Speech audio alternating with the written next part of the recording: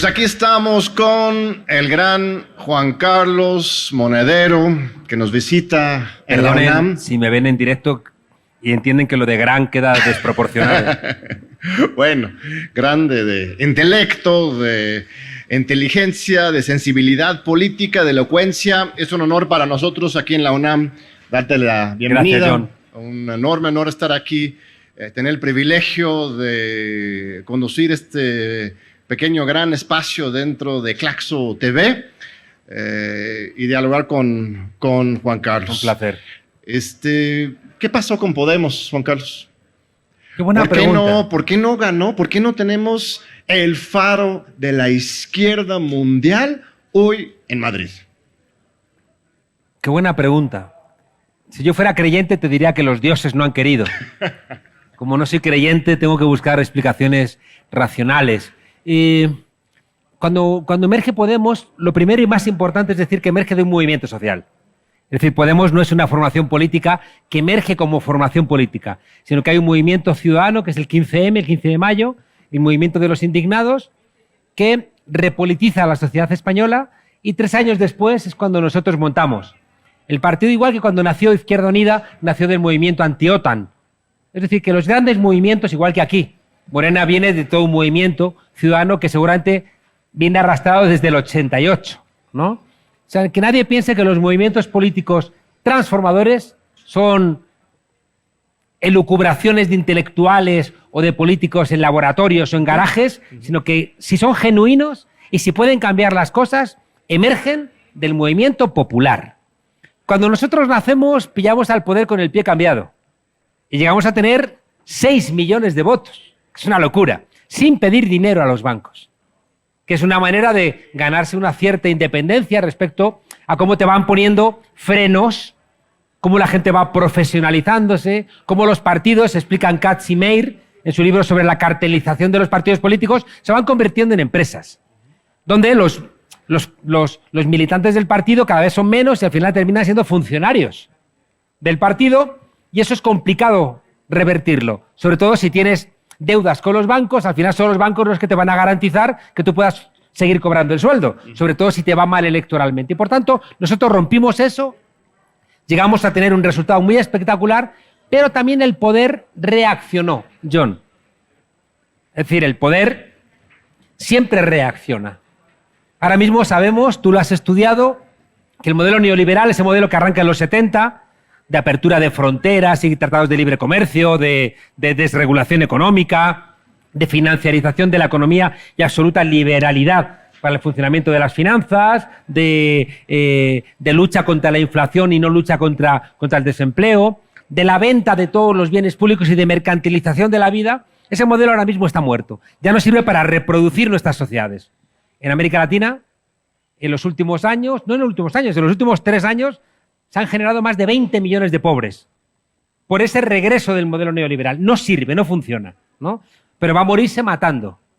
Y en esa manera de matar, en España, en su control de los medios de comunicación, en su control del Estado profundo, decidieron acabar con Podemos. Y los medios, entonces. Los medios esenciales. Lo primero que menciones son los medios. El ataque mediático financiado, con grandes cantidades de recursos, supongo, internacionales también.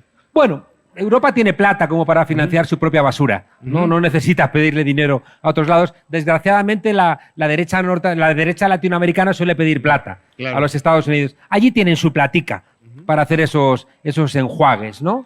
Pero es muy importante, John, cómo hay una conjunción que al caldo de cultivo de los 70, cuando la guerra del Yom Kippur, la ruptura de Bretton Woods, cuando comienza la globalización neoliberal, ahí la forma, el plan B del capitalismo en crisis era los golpes de Estado. Claro. Hoy ya no. Hoy funciona el lawfare, es decir, esa mezcla de jueces corruptos y medios de comunicación corruptos que alimentan a partidos políticos corruptos financiados por empresarios corruptos. Entonces, si tú puedes meter a Lula en la cárcel con un juez corrupto como el juez Moro y la red Globo de medios de comunicación le cuentan a la ciudadanía que Lula era un corrupto, no necesitas ni siquiera pegarle un tiro. Eso nos pasó a nosotros. La narrativa principal de ataque, de descalificación a Podemos y a los líderes, ¿cuál fue? ¿Cuál fue el sentido común que ellos colocaron o lograron colocar que empezó a desbaratar esa hegemonía que ya estaban construyendo? El mismo que en América Latina, Venezuela. Ok. Igual que era chavista, recuerda que Trump llamó a Biden chavista, ya en la exacerbación de la estupidez, ¿no? Sí. Es decir, se ha construido un nuevo enemigo, igual que fue Moscú, un poquito después La Habana, el gran enemigo hoy es Caracas, ¿no? Entonces, claro, te obligaban a demonizar a Venezuela, a demonizar a Chávez, a demonizar a Maduro. Los mismos, por ejemplo, Biden, que dice que no hay libertad de expresión en Venezuela, Biden que tiene encarcelado a Julian Assange. Claro. Pero entonces es un asunto, bueno, se utiliza Venezuela, pero el propósito es asustar a las clases medias para que tengan miedo de perder su patrimonio, ¿no? Te pongo un ejemplo de hoy, John, de hoy. Hoy acaba de salir una noticia en España de que han imputado por acusaciones de corrupción a un equipo de policías y de empresarios que habían ofrecido a venezolanos corruptos que habían robado dinero en Venezuela y que están en España, le habían ofrecido solventarles sus problemas políticos y sus problemas, sobre todo judiciales, a cambio de dinero y al tiempo, dice la prensa hoy en España, a cambio de que se inventaran noticias contra Podemos incriminándole de algún tipo de cuestión. Yo he tenido 14 juicios. Yo como profesor universitario nunca he tenido ningún tipo de problema. Acusándote de calumnias. No, bueno, aparte de calumnias, acusándome de que me han dado una maleta. Por favor, que miren que no hay maletas con dinero aquí debajo, porque luego van a decir que John Ackerman le ha dado a Monedero una maleta con pesos mexicanos, ¿no? O sea, tonterías. Claro. Por ejemplo, el Pollo Carvajal, que está en España, pendiente de una extradición de Estados Unidos por narcotráfico, dijo, tengo información sobre Podemos, tengo información. El tipo se inventó que teníamos una mina de oro, que Zapatero tenía una mina de oro también, que a mí me habían dado una maleta, que nos daban dinero en los calcetines. O sea, estupideces, pero como hay jueces de extrema derecha en España, igual que el juez Moro consintió en condenar a Lula sin pruebas, hay jueces de extrema derecha en España y cuidado, en México y en Bolivia y en Argentina y en Chile, en todos lados. Y esos jueces corruptos pueden tomar decisiones o por su ideología o porque les compran, da igual. Sí, y con una validación mínima de un juez, ya los medios... Porque están los medios de comunicación diciendo que en 5 columnas... Mira, te voy a poner un ejemplo para que la gente nos escuche. Un político corrupto del Partido Popular, Soria, que era el cacique de las Islas Canarias, quería acabar con una jueza de Canarias que se presenta a las listas de Podemos. Y cuando ella deja el juzgado, le sustituye otro juez y este ministro Soria, amigo de ese juez, no sé qué hacen, pero al final ese juez que sustituye le busca un caso de corrupción a la jueza que se ha presentado por Podemos. Un juicio inventado. Y resulta que el diario El Mundo recibe 1 millón de euros, 1 millón de euros del Ministerio de Industria de este político del PP corrupto. Y qué curioso, salen 5 portadas dando por culpable a la jueza de Podemos. Este juez corrupto le había ofrecido a un empresario favores judiciales si denunciaba a la jueza de Podemos precisamente por haberle supuestamente ofrecido favores judiciales. Entonces, fíjate la situación. Sí. Un juez condena juzga a una jueza de Podemos solamente por ir en nuestras listas y tiene el apoyo de un empresario que va a testificar diciendo sí, la jueza de Podemos me ofreció favores judiciales si la apoyaba. ¿Sabes qué ocurrió? Que el juez corrupto no le cumplió al empresario corrupto y hizo pública la grabación donde el juez corrupto le ofrecía favores si atacaba a la jueza de Podemos. El juez corrupto ayer entraba en la cárcel en España. Pero si no llega ese juez a sacar esa grabación, pero si no llega ese empresario a sacar esa grabación, la que está en la cárcel es la jueza honesta. Pues es impresionante, se repite, es casi igual al caso contra Lula o en Ecuador, etcétera. O sea, realmente contra es, Correa, como tú bien dices, contra Jorge Blas, como el desafuero. Es una latinoamericanización de las estrategias de golpe, de ataque a la democracia, que ya está en Europa, en contra de ustedes, que justamente en este libro reciente, donde tenemos el honor de que estés presente en una entrevista anterior que te hicimos, les ubicamos a ti, a Jean-Luc Mélenchon, a mismo Boaventura, a Jeremy Corbyn, como políticos intelectuales latinoamericanos, Claro. en la esencia, en Europa. Entonces, así como tenemos el lado negativo de estos golpes latinoamericanos en Europa, también tenemos el lado positivo de la latinoamericanización de la política europea. Mélenchon le fue muy bien en su segunda vez. Jeremy también casi en la segunda. Ustedes también. O sea, al final de cuentas, estas acciones desesperadas son muestras de debilidad. Yo veo un futuro con Jeremy, Jean-Luc y Pablo o Juan Carlos o quien sea, sí, o Yolanda Díaz. El eje progresista de Europa. ¿Esto es algo posible que puede pasar en las siguientes generaciones, por lo menos? Déjame decirte dos cosas que creo que son muy importantes. Una es que solamente los políticos con una agenda intelectual e ideológica clara tienen posibilidades. Decía Mao Zedong que si no hay claridad ideológica, no puede haber claridad en la organización. Y si no hay claridad en la organización, tú no puedes organizar un país para sobreponerte al modelo neoliberal, que, como decía antes, va a sobrevivir matando. Por tanto, necesitamos hacer un esfuerzo ideológico en este mundo cambiante, donde cuando teníamos las respuestas nos han cambiado las preguntas, donde los grandes marcadores de certeza ya no funcionan como funcionaban. Dios, la familia, el trabajo, derecha e izquierda, la nación, el sujeto político clase obrera, todos esos elementos ya no funcionan. Y tenemos que pensarlo, porque las respuestas a las grandes preguntas de la emancipación que pusieron encima de la mesa la Ilustración siguen vigentes. La pregunta de la igualdad, de la libertad y de la fraternidad, que hoy también sería la sororidad, siguen vigentes. Pero las respuestas tenemos que inventarlas. Y tú lo has dicho muy bien, Mélenchon le ha echado coraje, ha tenido claridad ideológica y por eso casi pasa a la segunda vuelta. Le faltaron 400.000 votos, cuando el Partido Socialista, que ha sacado un 1,7%, no ha tenido la honradez de retirarse. Es una maldita vergüenza. Si hubiera sido al revés, todos los medios de comunicación le hubieran exigido a Mélenchon retirarse. En cambio, nadie le exigió a Hidalgo del Partido Socialista francés a que se retirara. Si se hubiera retirado, o igual hoy el presidente de Francia hubiera sido Jean-Luc Mélenchon. Y la segunda cosa que creo que también es muy relevante, Johnny, que tiene que ver con esta idea de que tenemos que echarle coraje.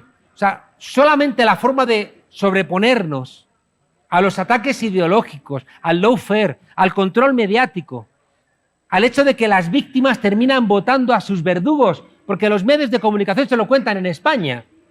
Hace una semana hubo una encuesta del Centro de Investigaciones Sociológicas donde el 65% de los españoles decían que económicamente les iba bien o muy bien. En cambio, decían el 68% que la economía española iba mal o muy mal. Y dices, pero por favor, si a usted le va bien o muy bien, ¿cómo le va mal a la economía española? Porque están envenenados por unos medios de comunicación que solamente los podemos revertir con conciencia. Y si nosotros vamos cediendo a los postulados de la derecha, es imposible que generemos conciencia. Hoy una persona de centro es una persona que hace 30 años la veríamos como en la derecha o como en la extrema derecha. Por tanto, vamos cediendo y cediendo y al final la izquierda va a desaparecer. A ver, pero es muy pesimista esa mirada hacia Europa. Yo siento que justamente el proceso de latinoamericanización de la esfera pública está generando más bien una contracorriente. Me atrevo a decir que sí hay una vulnerabilidad especial en la cultura política europea. Están más desarraigadas, más vulnerables, ahora sobre todo con la pandemia, sujetos a esta manipulación. Siento que en América Latina tenemos un poco más de resistencia. Ubicamos de entrada que los medios privados, corporativos, traen una voz de la élite, del control social, ¿no? Porque siempre han propagado mentiras. Entonces, por ejemplo, lo que hemos logrado en México, con sus mañaneras de Andrés Manuel, con su trayectoria en las últimas décadas, ha sido una derrota espectacular de las mentiras. O sea, la victoria de 2018 no hubiera sido posible si no hubiera sido por la resistencia cultural del pueblo mexicano frente a estas mentiras. Claro. Siguen, lo redoblan cada vez y cada año, y hoy la popularidad de Andrés Manuel está en los cielos, solamente lo ayudan, están 70%. Claro. ¿Qué podemos aprender del caso mexicano para que en Europa también tengamos esta derrota de las mentiras corporativas? A Andrés Manuel le pasa lo que le pasaba a Chávez. Sabes que el río de Caracas es el Guaire y es un río sucio como el Manzanares en Madrid. Y decían los venezolanos que a Chávez le pasaba como el Guaire, que cuanto más mierda le echaban, más crecía. Exacto. ¿No?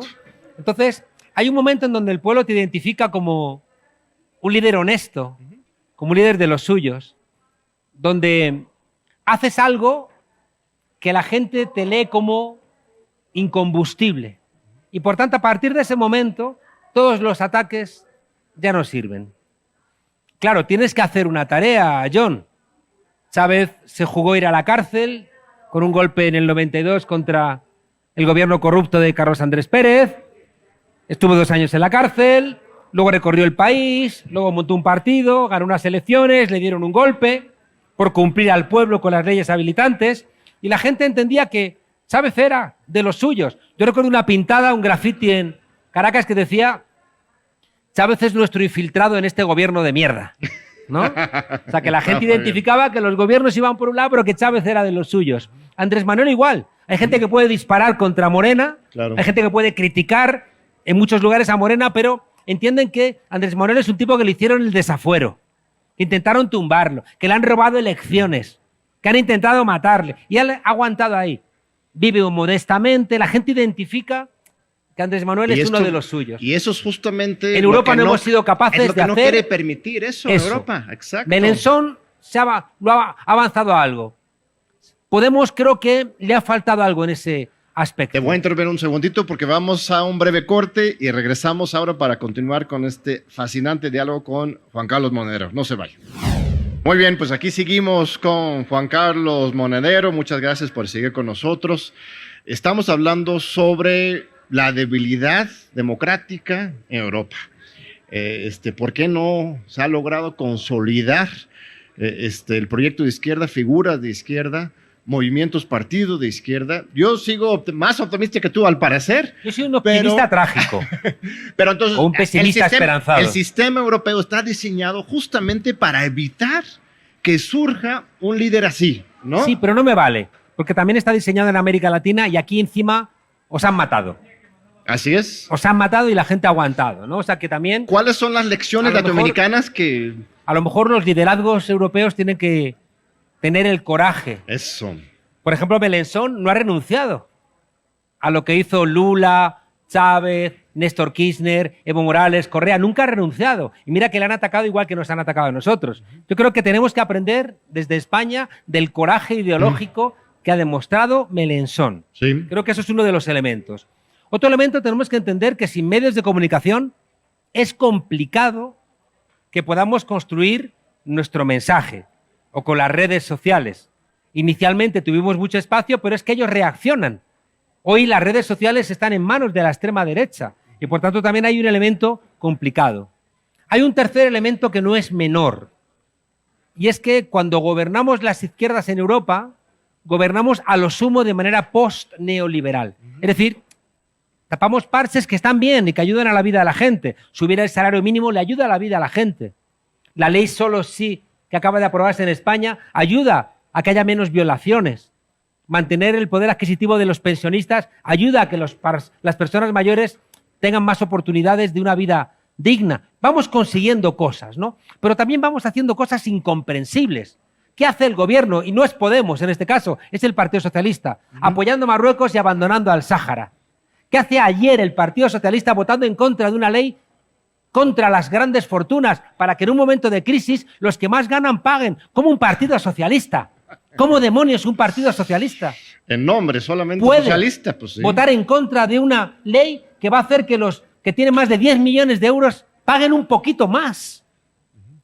¿Cómo es posible que el Partido Socialista haya colaborado en espiar a los socios ¿Cómo es posible que el Partido Socialista no quiera que investiguemos la corrupción del rey? Todas esas cosas debilitan la posibilidad de que la gente diga estos son diferentes. Claro. ¿Y qué es lo que queda a la gente? Le queda a la extrema derecha. Dicen, pues estos que no han gobernado, a ver si estos hacen algo. Y como a los medios de la extrema derecha, pero los medios de la extrema derecha son los medios mainstream, es decir, que en España Antena 3, Telecinco, La Sexta, 4 le dan carta de naturaleza cotidiana a la extrema derecha. ¿No tienen un canal de izquierda de televisión en España? Los sindicatos no fueron capaces de hacerlo, lo tiene la Iglesia Católica.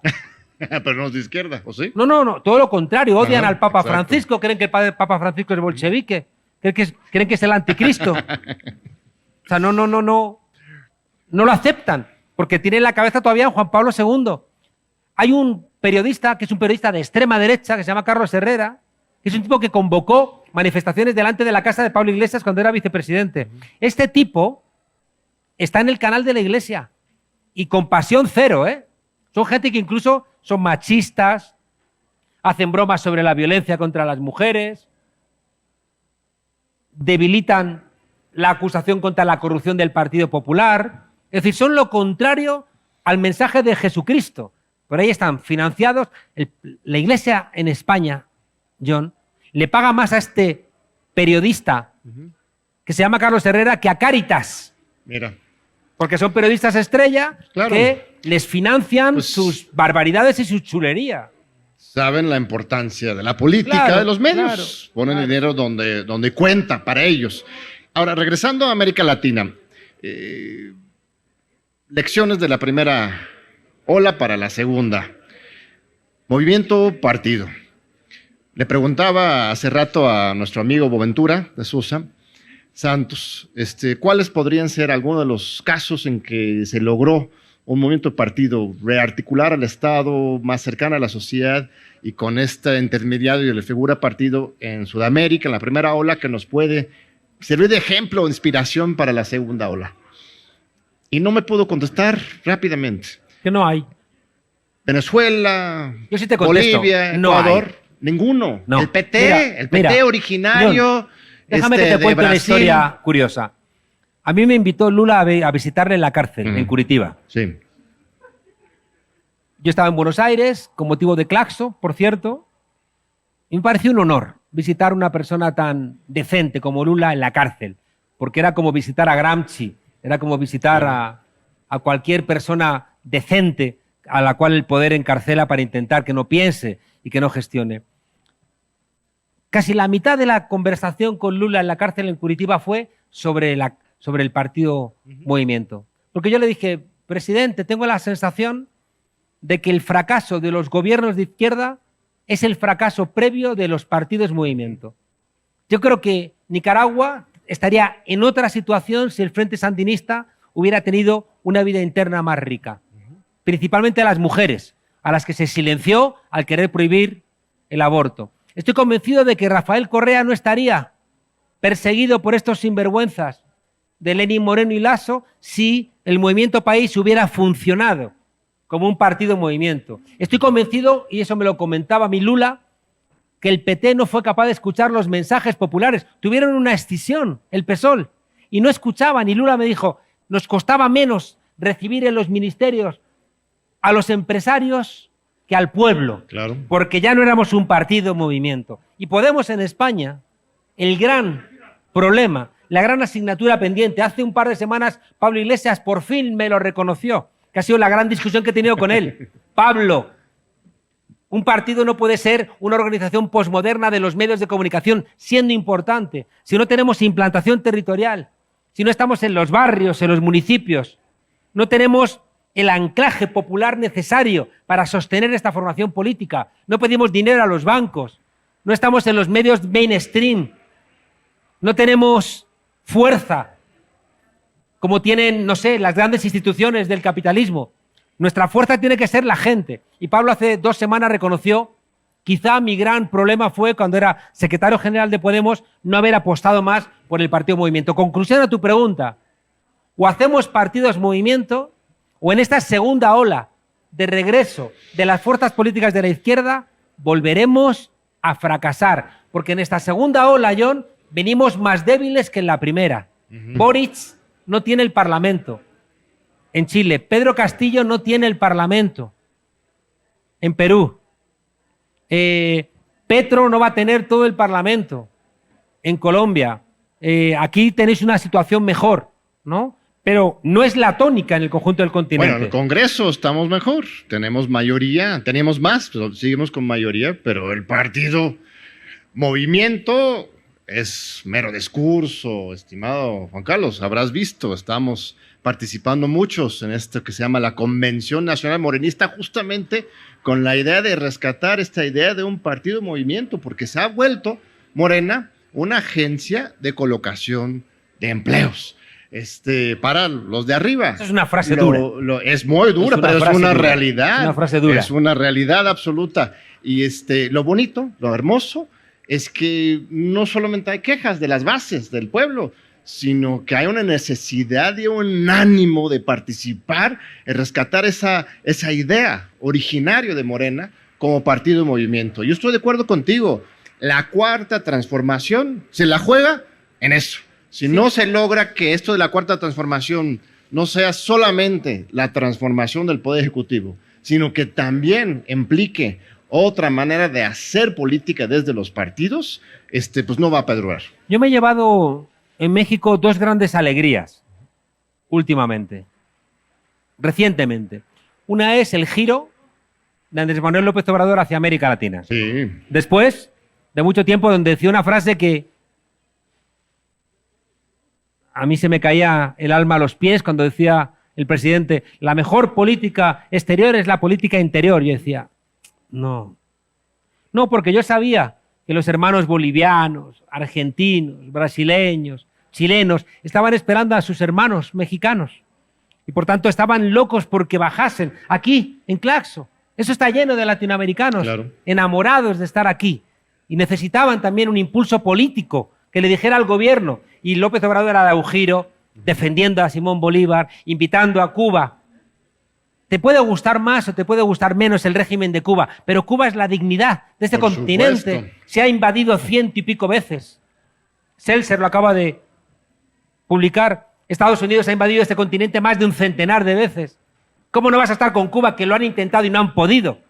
Te guste o no te guste el régimen cubano, es la dignidad de este continente. Idiotas como Fox o como Castañeda no lo entendieron, tan intelectuales, son intelectuales a la violeta, eruditos vacíos, ¿no?, de cualquier tipo de contenido. Y la segunda alegría que a mí me ha dado México ha sido cuando López Obrador, que dijo en un momento, si me siguen ustedes molestando con el partido me voy al PT. Así es. Ha dicho recientemente, el partido que puede continuar la tarea de la 4T tiene que ser Morena. Porque en un sexenio tú no transformas un país. ¿Cuál es la garantía de que la tarea de López Obrador se mantenga? El partido. Así es. No hay otra.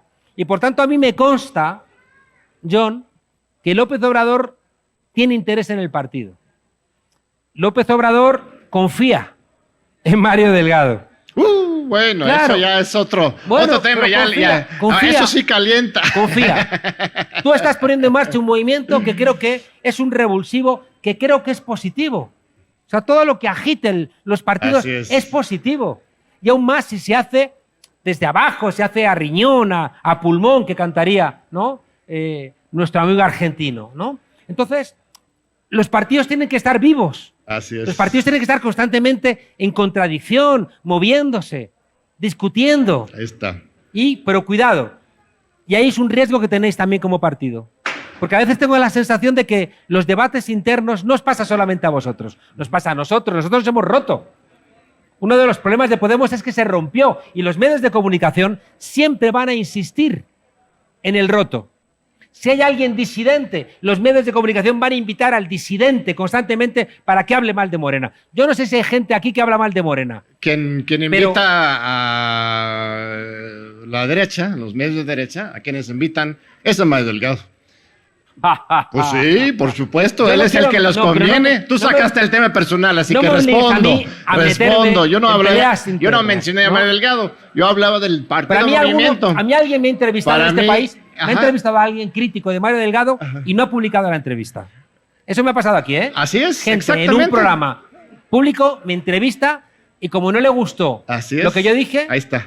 Porque yo era crítico con la persona que me entrevistaba, porque le decía, igual te estás pasando de frenada, porque tú puedes criticar a tu partido, pero cuidado que a lo mejor le puedes hacer el juego a la oposición, ¿eh? Tienes que ser cuidadoso. Sí. Es decir, que en la discusión interna a veces uno se pasa de frenada. Hay una cosa, John, para volver un poco al marco teórico. No, te voy a contestar, Juan Carlos. Es que y tú sacaste el tema de Mario Delgado, me parece muy importante. Pero es que no vamos a ningún lado Mario porque yo no puedo opinar. Sí. No, pero yo no puedo opinar sobre cuestiones personales. Somos profesores universitarios. A ver, te voy a Hablemos contestar. en marcos Juan teóricos. Carlos, te voy a contestar. Porque tú mencionaste el tema de Mario Delgado, tú dijiste que el presidente confía en él. Yo creo que el presidente está muy desinformado, no sabe lo que está pasando a ras de tierra en el partido político. Él está muy ocupado en el gobierno y él ha dicho públicamente que no podemos reproducir los esquemas anteriores del PRI, del partido de Estado. Entonces, pues él tiene una buena relación con Mario, quizás confía en él en algunos 4 compristas. No está mal, ¿eh? La priización de Morena que está ocurriendo es realmente muy grave. Se están reproduciendo prácticas autoritarias y de abuso a las bases y de rompimiento de los principios fundacionales de Morena. Si Andrés Manuel tuviera la película completa con respecto a realmente lo que está pasando en el partido, él sería el primero en perderle la confianza a Mario Delgado. Entonces, y es un demócrata. Andrés Manuel es un demócrata. Entonces, él está a favor de que se haga debates, discusiones y que se construye un partido-movimiento. Porque tú mismo lo dijiste antes, si no hay un partido-movimiento, que es justamente lo que hace Mario litigando en contra de la posibilidad de un partido-movimiento. Si no hay un partido-movimiento, no hay continuidad de la cuarta transformación. Tenías que haber entrevistado a Mario en vez de a mí. No. No, yo creo que es muy interesante el diálogo. Sí, así es. Déjame decirte 2 cosas. Adelante. Por intentar llegar a marcos más teóricos. Una de mis experiencias en todos los países en los que he podido colaborar políticamente, es que la frase esa de el presidente está anillado, el presidente no sabe lo que ocurre a su alrededor, no es verdad. John, en ningún caso, en ninguno de los que yo he conocido, en Venezuela, en Argentina, en España, en Bolivia, en todos los casos que he conocido, no es verdad. Porque sería pensar que los presidentes son pendejos. Y los presidentes no son pendejos. Tienes entonces, Juan Carlos, una imagen muy baja de nuestro presidente. No. Cuando alguien de la comisión de encuestas del partido Morena se autoencuesta y se vuelve diputada, o cuando los integrantes de la comisión de elecciones nombran a familiares en cargos de elección popular, cuando se cometen fraudes a la hora de hacer encuestas, cuando se violan los estatutos de Morena, reeligiendo a diputados plurinominales para el mismo cargo, en contra de los mismos estatutos y los principios de Andrés Manuel. Entonces, tú dices que Andrés Manuel avala eso, estás diciendo que Andrés Manuel es un hipócrita. Yo no creo que sea un hipócrita, yo sí le creo a sus principios y su discurso, y el hipócrita es Mario Delgado. No me gusta que caigamos en análisis tan particulares. Porque entonces, claro, tú sacaste el tema de pero como los nombres. Pero como un ejemplo teórico, John, porque ¿qué hace un español opinando de cuestiones tan puntuales en México? No tiene sentido. Yo puedo opinarte de marcos teóricos y cuando te digo que, por lo general, los presidentes saben lo que pasa, tú quieres eso, tú convertirlo en López Obrador es responsable de los errores que ocurren en Morena, pues saca la conclusión o dejemos que la gente que nos escuche saque sus propias conclusiones. No le demos todo construido, ¿no? Nos están llamando a corte, no para cortarte la inspiración o el debate. Regresamos ahora en unos segundos para este tercer bloque de nuestro diálogo, entrevista candente, aquí con Juan Carlos Monedero. No se vayan. Aquí seguimos con Juan Carlos Monedero, un gran intelectual, polemista. Un gusto debatir contigo, querido Juan Carlos. ¿Quieres ir a lo teórico? Vamos a lo teórico, entonces. ¿Qué, aparte del partido movimiento, las reformas a los medios de comunicación, de democratización de los medios, ¿qué tenemos que tomar en cuenta? Ahora, a 2 años de que termina el sexenio de Andrés Manuel sin reelección, se va, él mismo lo ha dicho claramente, él se va, no va a participar en política. ¿Qué más tenemos que estar haciendo con el ojo puesto estos 2 años para asegurar que la cuarta transformación tenga larga vida? Mira, para mí uno de los libros más importantes que he leído últimamente es uno de Álvaro García Linera sobre las contradicciones de la revolución. Es decir, él es un teórico que quiere hacer la revolución. Revolución es hacer posible lo imposible. La revolución es lograr transformaciones sociales que permitan mejorar la vida de la gente dentro de los marcos de lo posible en un país. Y por eso es tan complicado. A veces la revolución es, como decía Lula, que la gente coma 3 veces al día. O alfabetizar un país, ¿no? Sobre todo porque la gente piensa que la revolución es asaltar el Palacio de Invierno, fusilar a los Romanov y estatalizar los medios de producción. Eso ya no es así, ¿no? La revolución es transformar aquello que nos dice el sistema que es imposible de transformar. Y eso nos obliga también a atrevernos y a tener imaginación para romper los cuellos de botella y los diques que nos ponen incluso a la propia imaginación. Álvaro García Linera, como gobernante, se daba cuenta de que si no tenemos el aparato del Estado no vamos a ningún lado. Tú como yo somos teóricos del Estado. El Estado es parte del problema y parte de la solución. El Estado siempre viene con inercias. López Obrador ha ganado el gobierno, no el poder. El poder siempre está en otro maldito lado. El poder no solamente es la estructura estatal, sino también, como decía Gramsci, el Estado ampliado. Pero es que la estructura estatal no la controlas. El tesoro, las finanzas, vienen marcadas por la globalización neoliberal. Yo lo viví en Europa con Syriza, le pusieron de rodillas, pese a que el pueblo votó no cumplir los mandamientos de la Troika.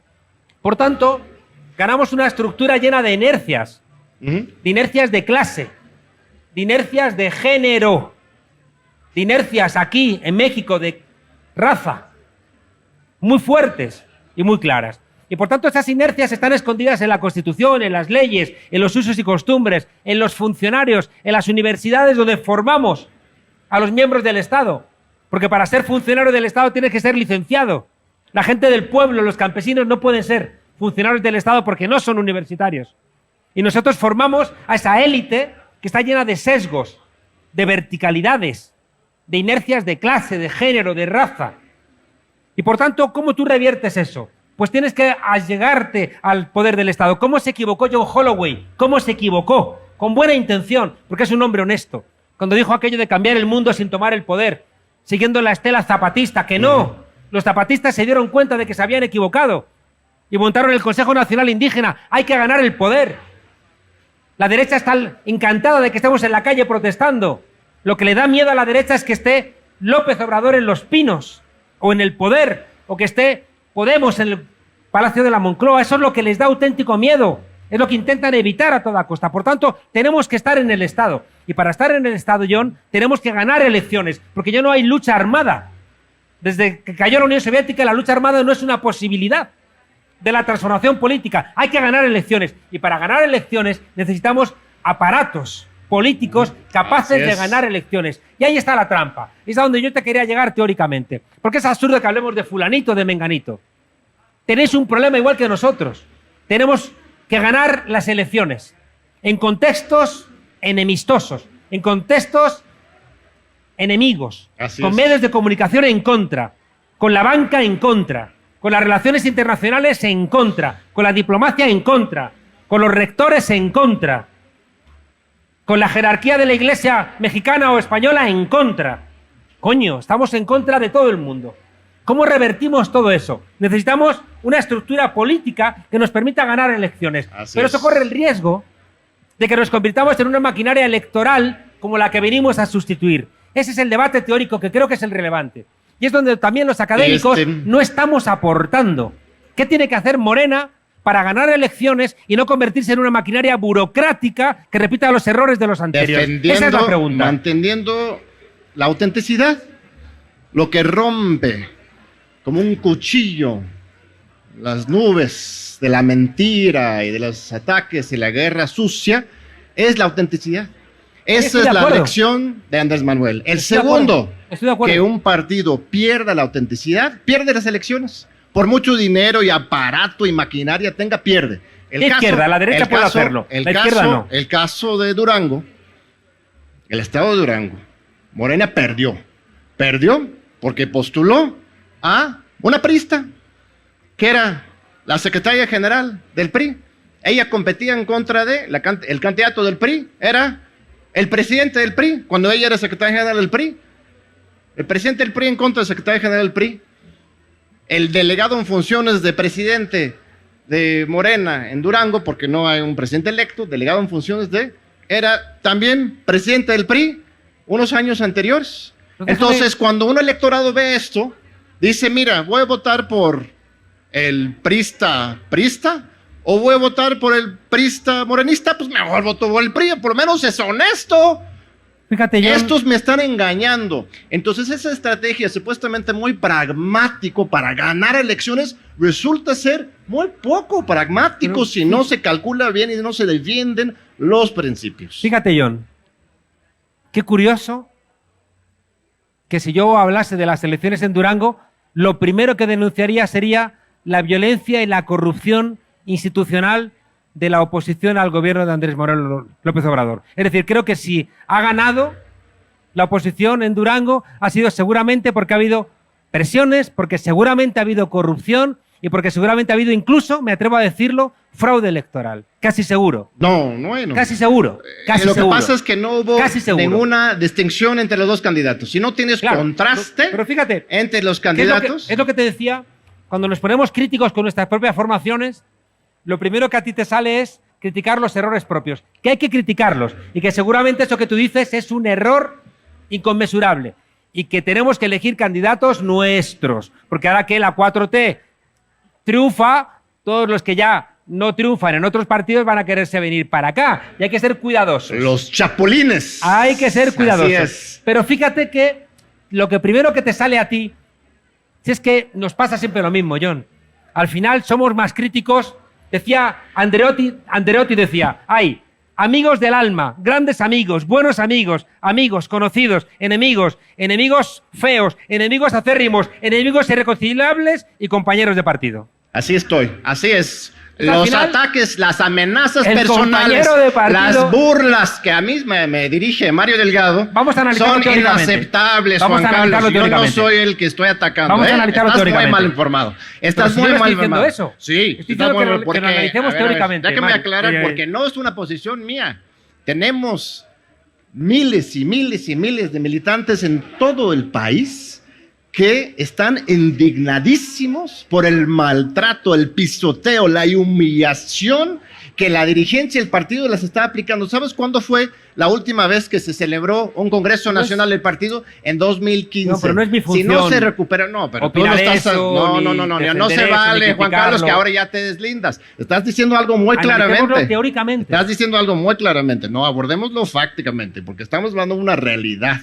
Y tú estás tomando una posición política clara aquí en la coyuntura mexicana, que vale, absolutamente. Pero yo te digo que estás equivocado, Juan Carlos, porque es la militancia. ¿Cuál es mi posición clara? Es el 99%. ¿Cuál es esa posición ahorita clara? te lo digo, yo creo que ya quedó claro para todos. Que te estoy entrevistando 99% de los morenistas repudian la manera autoritaria de dirigir el partido. Esto no es la crítica de un intelectual que está atacando a sus amigos, sino todo lo contrario. Es el partido en masa que está harta de estas viejas formas autoritarias reproducidas dentro de su partido. Entonces, ejercer la crítica a favor de una vida orgánica, plena, dentro del partido político, para que haya un partido movimiento efectivo, que gane elecciones con autenticidad, no es negativo, no es un acto destructivo, ni teórica ni fácticamente, sino positivo a favor de la consolidación de la Cuarta Transformación. Vamos a ver, John. He mencionado un nombre en un marco teórico. Te he dicho, no conozco ningún caso, y por tanto desde la propia experiencia construye un marco teórico. No conozco ningún caso, ninguno, donde sea cierto lo que tú habías afirmado de que los presidentes no sepan lo que pasan, que los presidentes estén anillados, que los presidentes sean una suerte de pendejos que no saben lo que está ocurriendo en su partido. Eso no lo conozco en ningún país. Y te he dicho, como conclusión teórica y lógica de lo que ha afirmado, que lo que haga el presidente del partido está en consonancia con lo que plantea el presidente. John, no me interrumpas ahora, por favor. Adelante, te dejo hablar. Entonces, has hecho una cosa que me fuerza a algo que no me gusta y quiero explicarlo con claridad. Te decía que he mencionado un nombre en un marco teórico. Y tú has bajado a que yo me tenga que posicionar sobre si lo está haciendo bien el presidente del partido o el secretario general. Y no es mi función. Yo te puedo plantear en términos teóricos qué está bien y qué está mal, pero no puedo hacer una evaluación cuya conclusión final sea Mario Delgado es un héroe o Mario Delgado, como tú dices, es un canalla. Ni quiero, ni es mi función, ni tengo interés en hacerlo. Entonces te diría, volvamos a lo importante. Lo importante es que si fracasa Morena, es bastante probable que fracase la 4T. Así es. Ese es mi planteamiento. La mía también. Por tanto, preguntémonos qué fracasó en el movimiento país en Ecuador, qué fracasó en el Frente Sandinista, qué fracasó en el Farabundo Martí en El Salvador, qué fracasó en el justicialismo o en los K en Argentina, qué fracasó el movimiento en el MAS en Bolivia. Preguntémonos eso para que ustedes, y para eso seremos útiles los intelectuales, para identificar cuáles son los errores del partido movimiento, para no repetirlos, no hacer un análisis para sacar nuestras cuitas personales y repartir con la presencia de un intelectual extranjero contra la política cotidiana que tengáis aquí, en concreto en México. Eso no está bien, John. O sea, no me puedes poner a mí ni a defender ni a atacar a Mario Delgado porque no es mi función. Sería un arrogante si yo viniese aquí a repartir ese tipo de planteamientos. Hagamos un análisis teórico, que era lo que te voy diciendo, y de la teoría que sea la militancia de Morena la que saque las conclusiones. Muy bien. Si lo que tú planteas es correcto, si la militancia de Morena está convencida de que las cosas no funcionan, como tenéis que tener una asamblea nacional, porque eso ya os toca y es obligatorio, y necesitaréis tener una asamblea nacional, será la militancia de Morena la que determine qué es y qué no es. Eso será lo correcto. Y si todo lo que planteas tú es correcto, la militancia dirá, necesitamos una nueva dirección. Y si no es correcto, dirán, pues esta dirección o la que tenga lugar en su momento será la elegida. ¿Estamos de acuerdo? Pues estamos de acuerdo. Justo es lo que ¡Salud! se pide, que se haga un Congreso Nacional de Morena para que haya una vida orgánica, interna, democrática, claro, siguiendo tus sugerencias y aprendizajes a partir de la primera ola. Tú lo dijiste, antes de que entráramos en el caso mexicano tan polémico, dijiste que para garantizar la continuidad y evitar estas revanchas de la guerra jurídica, la guerra mediática en contra de personas como Lula, Rafael, etcétera, hace falta la continuidad a partir de un partido movimiento.